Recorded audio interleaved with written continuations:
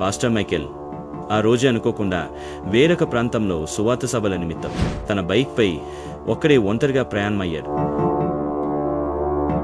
అప్పుడు సమయం రాత్రి 11 గంటలు అవుతుంది.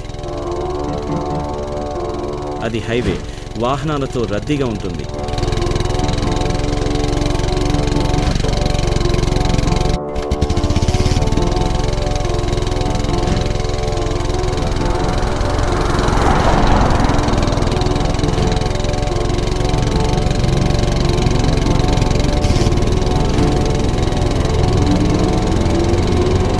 కొంత దూరం వెళ్ళాక సడన్గా ఏమైందో తెలియదు, కానీ వెనుక నుండి వేగంగా ఒక కారు వచ్చింది. మైకేల్ బైక్ ఢీకొట్టింది. వెంటనే మైకేల్ రోడ్డు పక్కన పడిపోతాడు.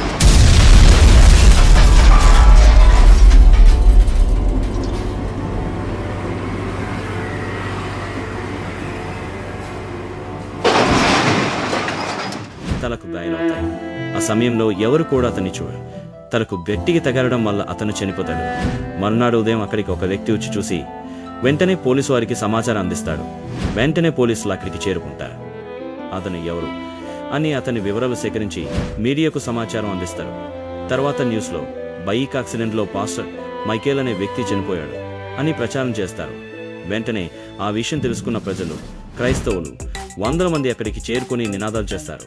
కానీ అక్కడ పరిస్థితి గమనించిన ప్రజలు అది యాక్సిడెంట్ కాదు, ఎవరో కావాలనే మైకేల్ను చంపి ఇక్కడ పడేశారు అని వారు అనుమానం వ్యక్తం చేస్తారు.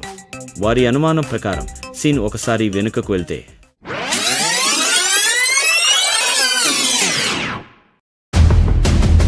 మైకేల్ తన బైక్పై ఒక్కడే ఒంటరిగా ప్రయాణమయ్యాడు. అప్పుడు సమయం రాత్రి 11 గంటలు అవుతుంది. కొంత దూరం వెళ్ళాక అతనిని గుర్తు తెలియని వ్యక్తులు కారులో వెంబడిస్తారు.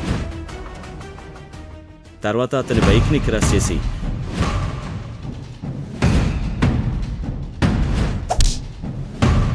వాళ్ళ దగ్గర ఉన్న కర్రలు, రాడ్లతో మైకేల్ను ఆ మనుషుని కొట్టి పడేస్తారు.